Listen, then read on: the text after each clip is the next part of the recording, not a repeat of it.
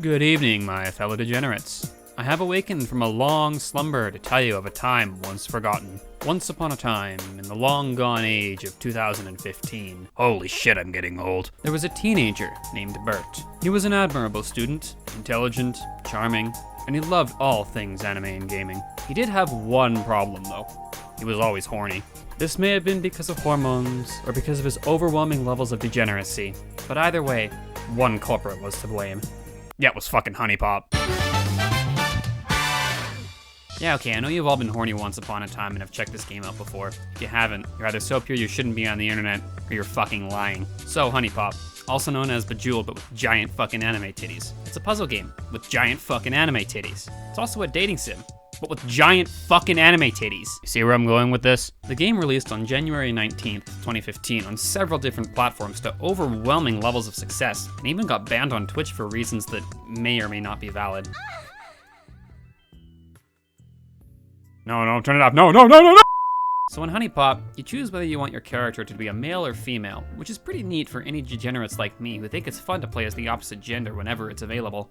Once you choose your gender, you're then thrown into a bar, being forced to sit alone, and then this brown-haired chick named Q comes up to greet you. Hi there. She rambles on about some shit and then later appears in your room after you come back from the bar as her true pink-haired, pink lingerie-looking fairy ass, forcing you to get out of bed at buttfuck early in the morning so you can learn how to go on a goddamn date. And so begins your tutorial. The game basically says, do the Bejeweled thing and win or suffer the consequences of your shit. So you do the thing and then you're given the honeybee. The honeybee is a really cool tool which allows you to stalk all the women in your neighborhood, allowing you to know where they are and what they're doing at all times. Even comes with a free porn magazine. So now you're on the first date, and on the first day, you meet most of the girls, you take them all out on dates, and then hooray, you're already building yourself a full-blown harem. If you keep going, you'll unlock even more girls to fuck around with, leading you to become the ultimate ruler of the neighborhood, while somehow, nobody knows you're dating more than one girl. Convenient. Spoiler alert for any people that haven't played this game. Who am I kidding you? Of course you played this fucking game. There's 12 girls in total, and I'm gonna give you my full-fledged opinion on each of them using a single sentence for each girl. Lightning round. 3, 2, 1, go! Aiko Yumi, generic sexy anime teacher that you end up fucking because why the hell not? Belly LaPron, the sweetest yoga instructor that shouldn't be in this game because she's a little too pure for this game.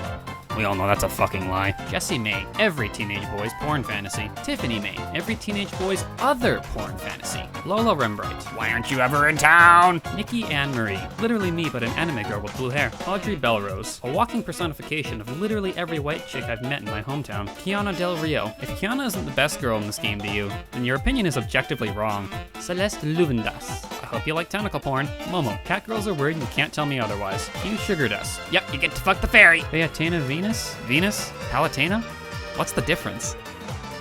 If that isn't enough to get me cancelled in this shit show of a society, I honestly don't know what is.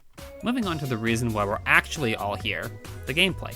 It's Bejeweled, but more amazing, because instead of just swapping two orbs around, you can move a piece across an entire row or column like it's a giant matrix. It's honestly really addicting and I love every minute of it. So during gameplay, there's 8 types of puzzle tokens you can play with. Talent, flirtation, romance, and sexuality tokens all provide you with more affection on the date, which allows you to win the date and feel accomplished for once in your miserable life. Each girl has a preference for what attributes they do and don't like, so please, don't fuck it up. Joy tokens. Match these together and you get more turns, which gives you more time to soak over why your RNG is so horrendously terrible. Passion tokens. Matching passion tokens together allows your affection tokens to provide a % boost towards the affection gain. This makes the date easier to be completed. Awesome. Sentiment tokens. Sentiment allows you to use date gifts to cause various effects. More on those in a minute. And finally, the broken hearts. Fuck you! Bad and stupid and I hate them, get out of my sight. So with all this in mind, you match tokens together in order to fill the affection bar, which allows you to clear the date, which increases the date level of the character, which gets you even closer to the end goal of fuck. By clearing dates, you get money, and you spend this money on gifts you get for the girls, and by giving these gifts to said girls, they give you honey.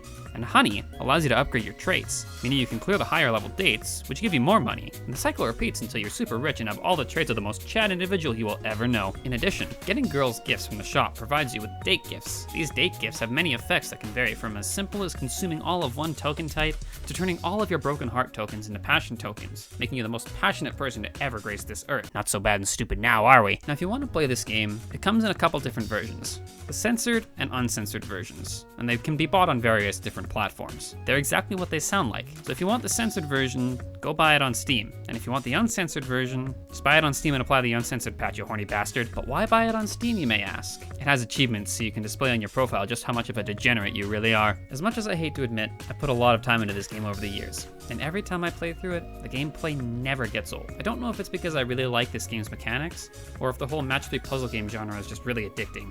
Be that as it may, Huniepop 2 finally got its release date after many years of waiting. Maybe now I'll finally be able to put this game to rest so I never have to see it again. Ah, who am I kidding? Huniepop will always be fun whether I like it or not. Because pairing big fucking anime titties with a boomer-grabbing gameplay of a match 3 game is honestly a match made in heaven. Giant fucking anime titty.